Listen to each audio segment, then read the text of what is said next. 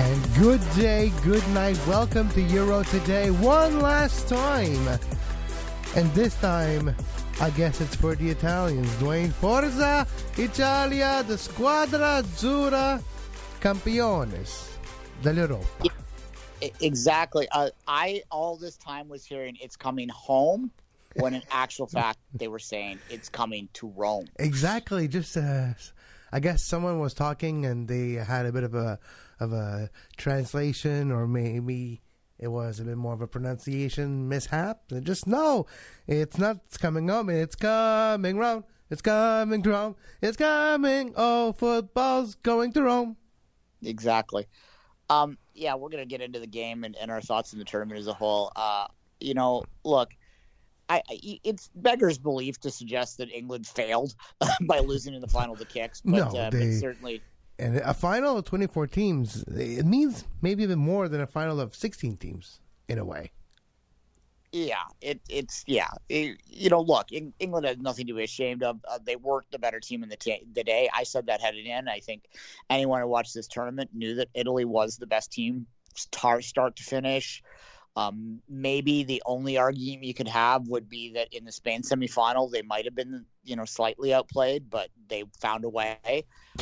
When back-to-back penalty shootouts, they've got the best keeper in the tournament, the player of the tournament in goal. You're going to win some shootouts. Although, actually, it should be said, and I wasn't a big Pickford fan, as you know, but it should be said that he was not the problem in the shootout. No, so he did not make any mistakes. He actually saved a goal in the game, and he made a couple of good saves.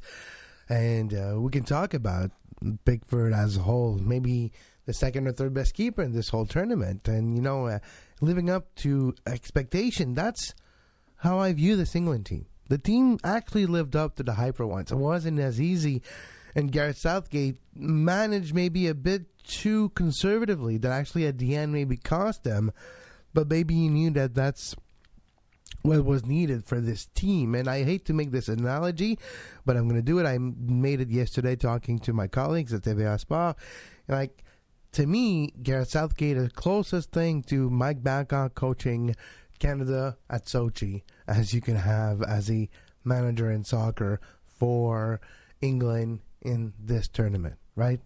Yeah, we got our hockey reference out of the way quick. For our non-hockey viewers out there, Bob Babcock was a very, very defensive-minded coach that took one of the most offensively gifted teams of all time, the Canadian Olympic hockey team, and made them trap and park the bus, basically, in the hockey equivalent for a tournament. And they won. They grinded that thing out, but, God, it was not pretty to watch. Exactly. And to me, that's a bit what here, but also gets a bit too cute managing and having that theory that I'll bring on youngsters that haven't really played over 87 minutes total in the tournament for any of those Rashford, Sancho, or Saka here. And I'm going to put them in a situation where they're going to kick, where Sterling and even maybe players that have played in the Champions League final, or maybe are more used to that nerve. So where was Sterling? Where was Mount?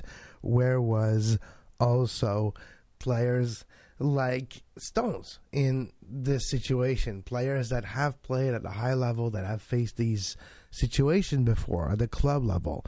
And to me, the ideology of being too cute, well, that's the difference. And, they almost pulled it off, England. Now, and we'll switch to Italy, and we'll talk about Italy in a second because they deserve it. They're the champion, and they haven't lost a game since 2018. But, Duane, look at this. They had the perfect scenario to win the game. The only way I was seeing England winning this game is if early on, because of the crowd, because of the opportunity, get a quick goal in. And then you hold on for dear life. You hadn't even conceded a goal on the run of play in the tournament so far, which they still haven't. Technically, the goal was on a set piece in this one, and the goal against Denmark was a amazing worldly free kick goal.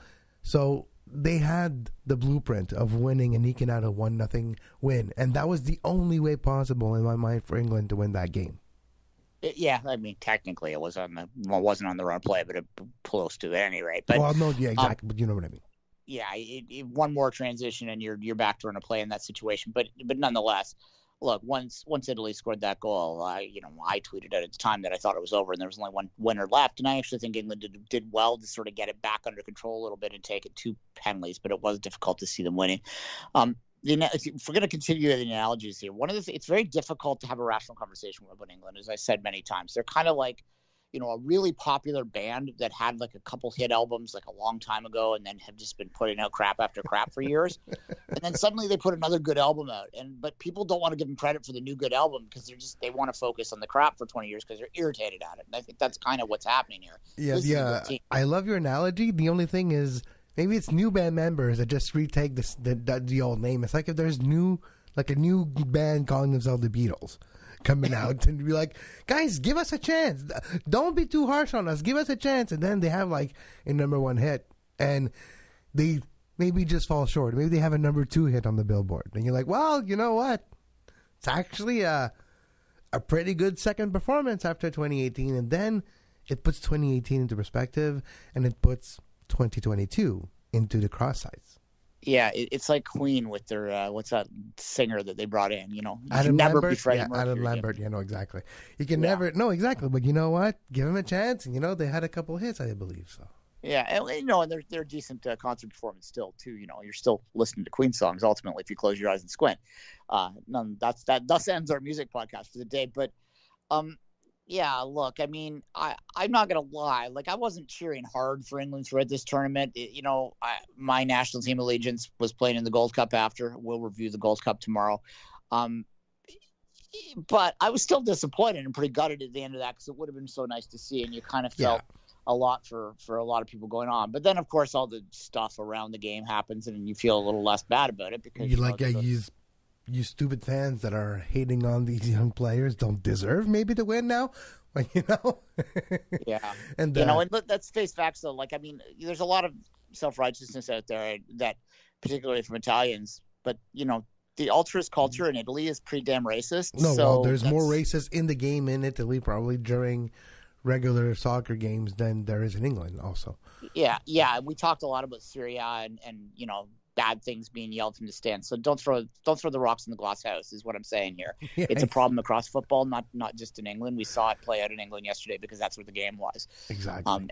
And it's unfortunate, and obviously we condone it. But yeah, and the way to fix that is the authorities have to to fix it. We can't fix it on a podcast. No, exactly. Well, we've seen Mario Balotelli's struggle for the national team, and he was subject to racist comments when that happened. So the exact equivalent happened multiple times. So, and you're probably onto something, but it happened a lot. But when we look at this game, Italy did dominate this game throughout, and after the spur of Luke Shaw, and what a performance that was. And at the beginning, Trippier really made a big difference, right? The choice of the lineup here for Gareth Southgate to try to expose Emerson from the Italian side. Of course, he's taken over from Spinazzola, who teared his Achilles tendon. And on that side of the pitch, having Trippier and Walker there, both attacking that side, and having Walker not afraid to go really high up, which would actually liberate Trippier, and Trippier was able to contribute and put that ball where Luke Shaw could finish it and get that opening goal. And at that point, like I was mentioning earlier, I could see England going to that result if they would keep the play tight. But that game eventually saw Italy play on the offensive foot. A new Italy, not just catenaccio, but beautiful calcio. And that's what this team have shown under Roberto Mancini, a style from fashion to beautiful soccer. And that goes throughout this entire team, and that was beautiful to say. 20 attempts in this game. We've seen a lot of movement, and Italy's like to be offside when they're played 5 times, but that shows the offensive pressure they were putting on England all day long. Yeah, yes, beautiful people, beautiful soccer. It was a nice combination. And it's a a historic, great culture, both in the soccer firm and just front and around the world. But you mentioned Mancini, and I think Southgate gets a lot of credit for turning this program around. And this starts from his time working before, I think. But he deserves that credit. But Mancini in the final, I think it's fair to say that he probably outmanaged him a little bit. It was pointed out. I got to give credit to Football Ramble for this. So they said this, so I'm not trying to steal it. I'm giving them credit, but they made a good point in that when it came time to select the shooters for the penalties, that if you noticed, Italy was like, bang, here they are. They knew what order it was going to be. They knew where they were going, whereas it took England a long time to get to it. That tells me that they didn't prep that at the same level. You mentioned the overload on down the wings at the start of the game, particularly with the overlapping fullback play. Italy adjusted to that after 10 minutes. Like, the goal happened, so they got caught, but they went, no, we're going to stop this. And they just made a couple tweaks, and that ended, and then Italy took that game over. Yeah. And outside of maybe 5 minutes in the second half, it was all blue from maybe the 10-minute point forward. Italy's a brilliant team, and they outplayed England on the day. They had better players. They were outcoached England, and, ultimately they won the skill competition at the end. But it is a skill competition. It's not a luck competition, no matter how much people say it. And they were just the better prepared team in the night. No, exactly. And I'm going to give you a few numbers here because I have my notes in front of me from during the game. And we'll talk about the order of penalties and who kicks it first. And that I don't want to give that as statistics because there's a bit of mood. But in this tournament, we have seen a lot of games going to overtime, extra time, and we've seen a lot of games going to penalties in the knockout stage. And having the first kick in, Italy example here, the first one out, actually makes a big difference, and over 60% of the time in this tournament, they have prevailed. If we're looking at the goalkeepers heading into this final of penalty kicks, 10 stops on 42 penalties in his entire career at this point for Donnarumma, 23.8% stopping rate, which is not bad, which is 1 every 4 penalty kicks you stop. Which is, if you extrapolate, it could mean 1 to 2 saves in a 5 penalty kick shootout. And we've seen literally that stat come to life. On the other side, Pickford was 11 to 446 for an identical, pretty much, of 23.9% stopping rate on penalties in his entire career. That's both for the national team and for club in Pickford and Donnarumma's career. Donnarumma, of course, with Milan until now, where he's going to PSG, and Pickford for Everton, of course, in the Premier League. That's the stats. And you know what? Both goalkeepers kept their teams in this, and it was unfortunate bad penalty kicks in a bad moment.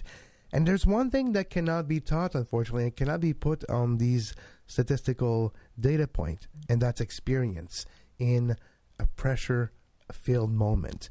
And if you look at who scored and who didn't, and the way, well, it's a lack of experience in pressure-filled moment that are the big difference.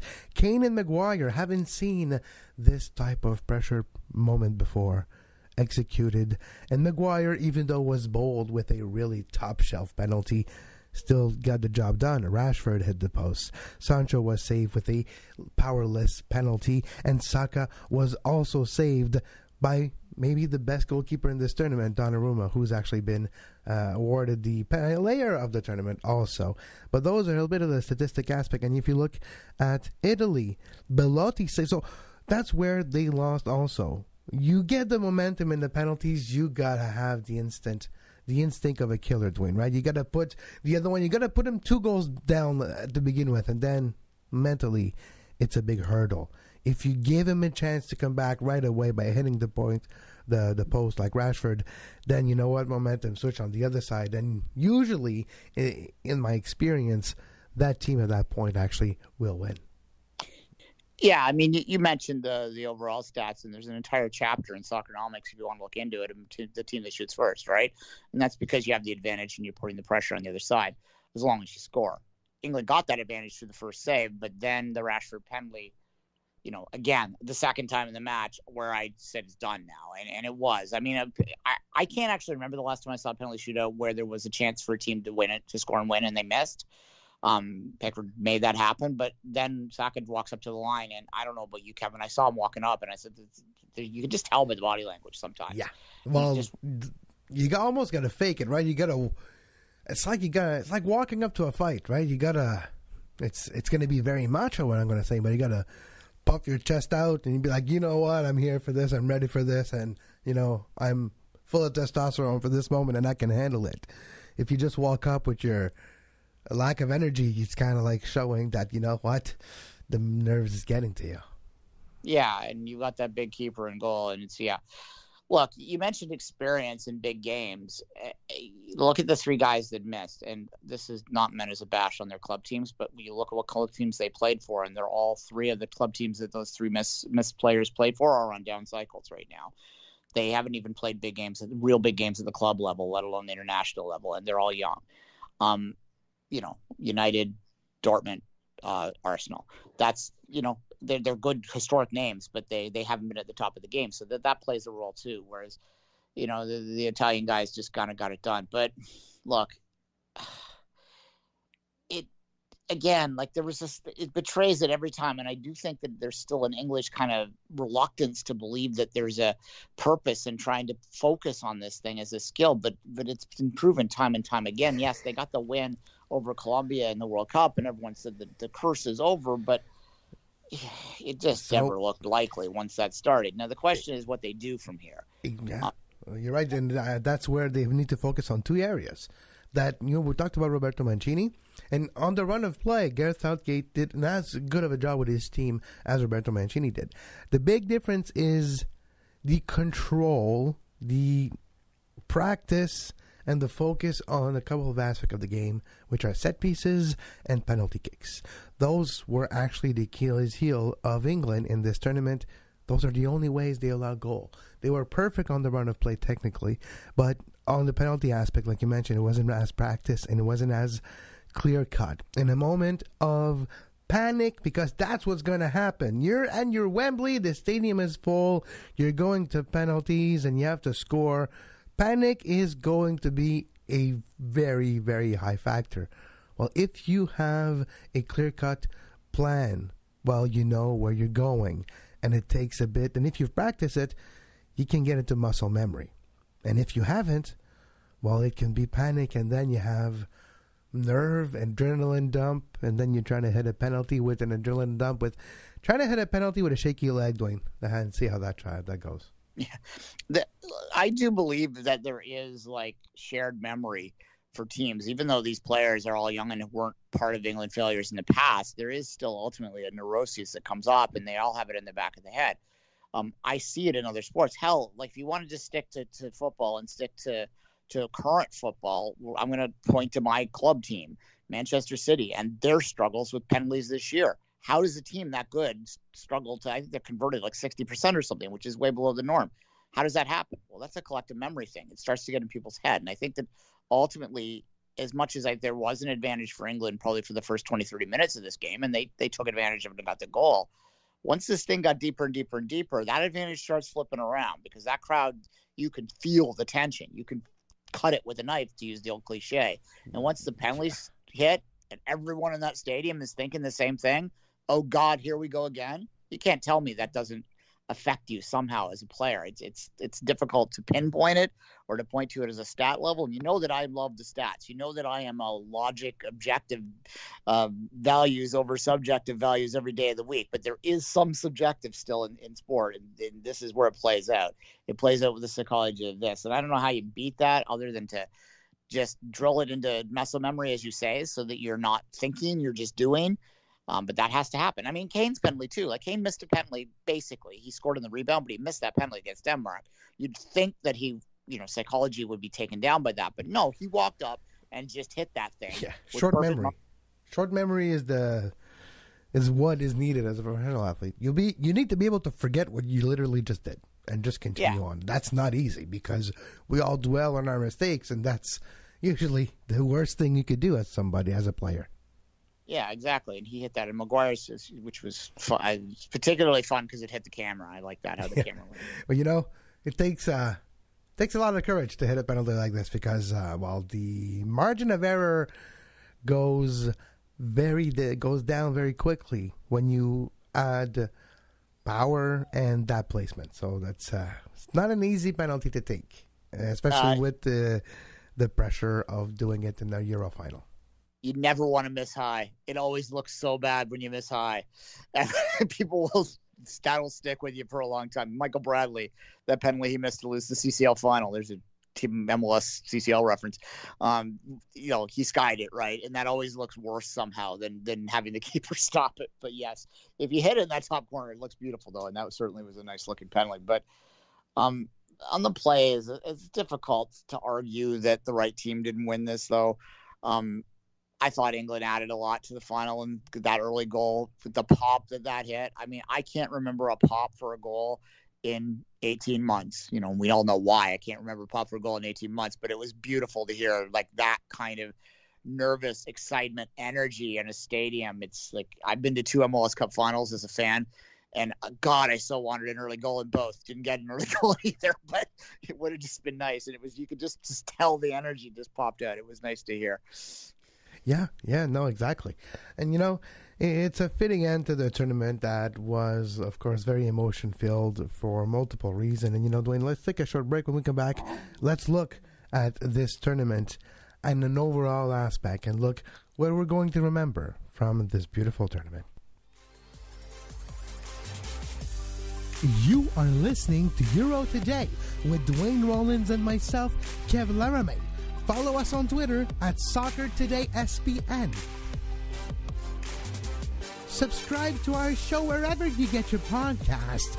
And subscribe to our YouTube page, youtube.com/sports podcasting network. And tomorrow starts again the return of Soccer Today, every day at 11 a.m. on our Twitter feed, of course, live, and you'll get the podcast everywhere you get your podcast. Soccer Today. Look for it, subscribe, and of course, podcast video aspect will be returning to YouTube also with this, and look forward to maybe a little tweaks here and there of the show. Hope you like the new kind of graphics for tomorrow's show. But Duane, this tournament as a whole is going to be memorable, and unfortunately on the second day we had the Christian Eriksen narrative, and now we can talk about it in a way where he's alive and he's on the mend. He had an operation, and if this happened again, he will have his life saved also with this defibrillator that is now embedded into him. But moving forward from that moment was also not as easy. But it was cathartic to see that Belgium and Denmark game. And from then on, we could just continue and appreciate this tournament. But when we're looking as a whole, this, of course, is a moment that has marked pretty much everyone that has watched that moment. No, 100%. And look, it happened so early in the tournament that by the time it ends, it was almost, it almost seemed like a different event, right? But, Denmark did such a good job of going deep in this tournament to the semifinals, a little bit of luck, and maybe they're the team likely losing to Italy, but the team in the final, brilliant tournament for them. The Eriksen situation, I think what you take away from that, now that everything's good, is it's just how thankful we should be for how efficient and good the medical support staff is at a stadium, and how much defibrillators matter, as we said, I think at the time. If you run a men's league or a women's league out there or mixed league, you should probably find the money and get one. If you have any business or anything that has people in there, I think it's a good idea to have that. And we're seeing more and more. I remember the last few places I've worked outside of the sports industry, and there was always a defibrillator present in the office. And that was always just reassuring, knowing that, you can cut the response time in quarters when you have one. Yeah, exactly. So, and look, he seems to be getting better, and there's even a possibility, I think it's even maybe likely that he might play again. I don't know whether he'll be able to play at the same level. We don't know that stuff. But what matters is he's going to be healthy, and he's going to seemingly live a normal lifespan, which is, wonderful. But yeah, that frames the tournament, right? You'd start so low, and then it came so high so quickly in terms of the play. And I think maybe even part of that was his recovery, which allowed people to just feel thankful and enjoy the football. I don't know if it psychologically impacted the players on that level as well, that they just, had a joie de vivre after it or something. But it was a brilliant tournament skill-wise, and it was unexpected because I think I shouldn't say we all in the royal we-ness, but many of us, myself included, kind of thought this would be a dud. because they're so overplayed, because there's been so long, and for God, it's only 31 days to Premier League starts. Could you bloody well imagine? Anyway, it's just constant football, but yeah, it's a wonderful tournament. It's hard to pinpoint one specific memory that jumps out more than any other for me during the month. I'll try in a minute, but there's a lot that happened. It was a lot of fun. 142 goals were scored in this tournament, Duane, and a few that are memorable to me, of course, the Patrick Schick curved midfield special is memorable. Ronaldo and she scoring 5 times, and because he has an assist, getting the golden boot of this tournament, of course, will be remembered. The oldest player, the one and only Cristiano Ronaldo, who has played more games than anyone in the history of this competition, and the only one who played in 5 Euro tournaments. So that is also an accomplishment for himself, and you lose early in the knockout stage and still find yourself with the golden boot. Let's face it, though, 3 penalties and his 5 goals. That is also something to talk about.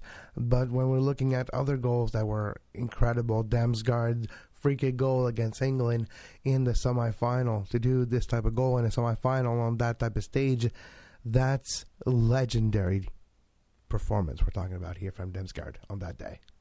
Yeah, and again, Denmark was a great story in the tournament. Every tournament sort of has a team like that. I mean, you go back to 2002 and the South Koreans were on, referee decisions aside, it was still a remarkable story. Most tournaments do have someone that jumps out and catches the heart, if not the medals in the end. And Denmark was definitely that story this time. I know you don't like the third place games, but they almost would have benefited from one, because I think that they would have taken and grasped that, just like we've seen in the past with other sort of Cinderella runs that end with a bronze medal. And then, we can argue that another day, but it would have been nice maybe more time. It would have been more work for you, I guess. Fine. Or we can just give a medal to Denmark. But yes, Denmark making it to the semifinal is a great aspect of this competition. Italy's resurgence, maybe Portugal's last performance at this level, maybe under Cristiano Ronaldo, because who knows, maybe a team without Ronaldo can find a way to play, because we're seeing that, you know what, it's not just having one game breaker that actually makes a difference in this tournament this year. It was the team aspect, and it was literally the organization of teams, the preparedness of teams, and how teams were managed in game, which is more and more the job of a manager, actually, and less who you pick.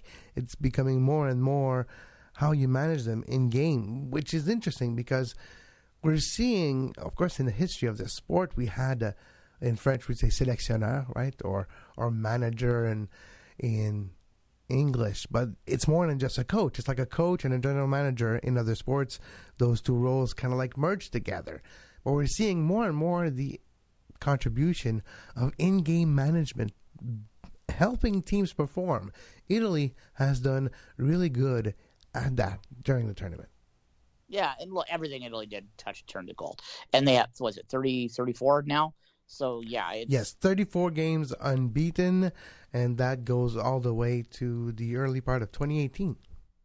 Yeah, I mean, there's some soft touches in there, but you can't argue with 34. That's an entire season, folks. That's an MLS season. You're only 4 games out of a Premier League season at this point. So there you go. And over 11 of these games, they did not concede a goal. So there's also that. Yeah, like I said, favorite for Qatar. You mentioned Ronaldo and Portugal. You're right. I think that it is an interesting transition period for them, although I do anticipate that we will see a lot of those older guys stick around for 18 more months. It's not even 18, 16 more months, because that's so short.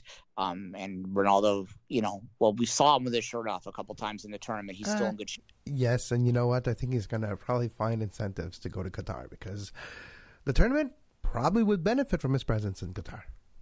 Yeah, you're suggesting that perhaps there might be some sponsorships that he might benefit. Well, you know what? Especially after what happens this year, sometimes when you put enough money and maybe a Coca-Cola will make sure that Ronaldo goes to freaking Qatar and drinks a Coke. Yeah. That's all right. I'm just laughing the idea. That's fine. I wouldn't be surprised. I like Coke. Exactly. You know what? I was wrong. I was the error of my ways. I prepared my retirement with this Coca-Cola. There you go. Yeah. Yeah. Anyway, you don't get abs like that if you drink a lot of Coca-Cola. We'll just leave it at that. No, At you're any right. rate, I But do think we'll see him around. yeah, I agree with you. Yeah, well, the saying is you don't get abs in the gym, you get it in the kitchen. And there's no Coke in the kitchen to someone with abs like that. There's your fitness. And there's another type of Coke that you can actually take that maybe help you with that type of the habs, but that's because you won't much eat. different podcasting. That might be your wrestling podcast. We should do wrestling. Yeah, exactly. Yeah, maybe. But that's interesting. Also, now going into Qatar, like you mentioned, let's just look at maybe a few disappointments that will maybe have time to rebound. Turkey, dark horse, everyone was like, oh, Turkey is this, Turkey that. Yeah, Turkey sucked. Turkey was the flop of this tournament. I think we could all agree that Turkey forgot to show up in this tournament. Well, they finished 24th, I think, statistically speaking. So, yes. Yeah, they were. They're a flop because people considered them to be a dark horse, and they proved to not be that. And I think that they are a bit of a victim of timing. If you look at their form heading into the actual tournament time, 2020, they were in a better form than they were heading into 21, and that year probably made a difference. So that's disappointing for them. Ultimately, there weren't a lot of true flops in this tournament, like teams that you expected to advance that didn't. Like, there's no big shock group exit this time. No. I think Portugal is a bit of a disappointment. They didn't defend particularly well in terms of defending the title or defend, period. The Germans, I think, maybe are probably disappointed that they went out to England and not really giving them much back. I would think even Scotland probably is disappointed that they didn't, get more out of it because they allowed some wonder goals in this. Had they just managed to eliminate a couple mistakes, you never know. Maybe they could have went deeper. They're pretty happy to be there, but so calling it a disappointment is a bit much. But all in all, like, I think that the teams performed, and that's France, obviously, too. Yes. You were going to call it. You'd have to call it disappointment because they were the far and away favorite heading into this. So, in hindsight, we probably should have given Italy more credit. Yeah, but you know what? I think we weren't.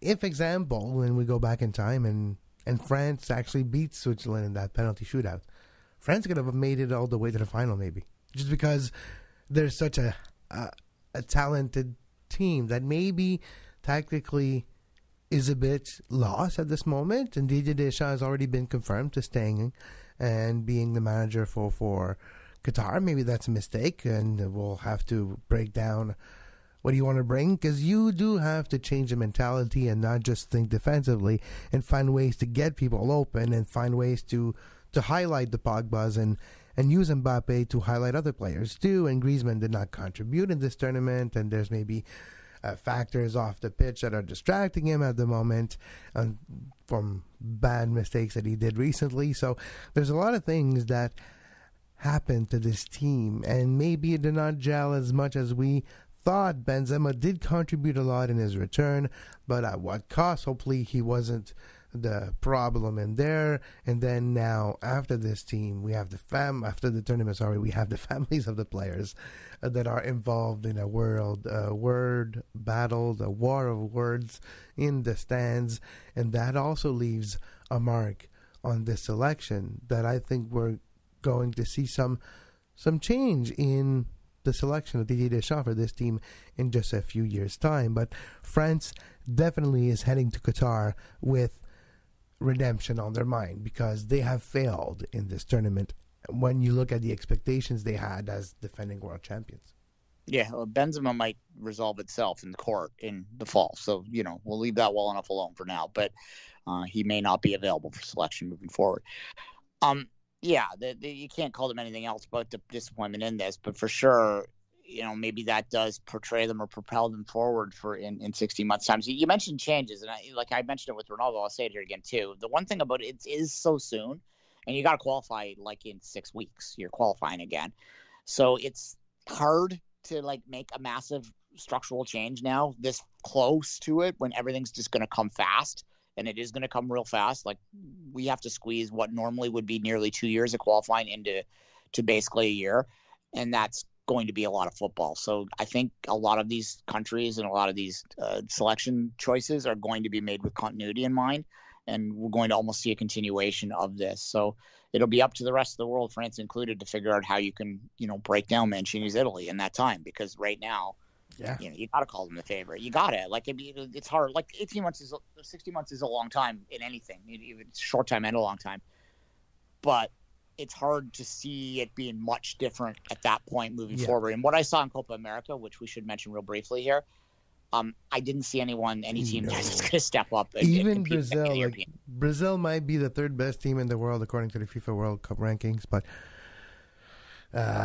Brazil is not the third best team in the world right now. Brazil is not necessarily in a golden generation type of moment, and we are seeing, of course, a team that has struggles also sometimes in their behaviors in the group itself. And we'll see how that unfolds going forward. Congratulations to Lionel Messi finally winning international tournament. And look, and that was the narrative headed into that game. And I did watch that game on Saturday night. And what a very long game that was.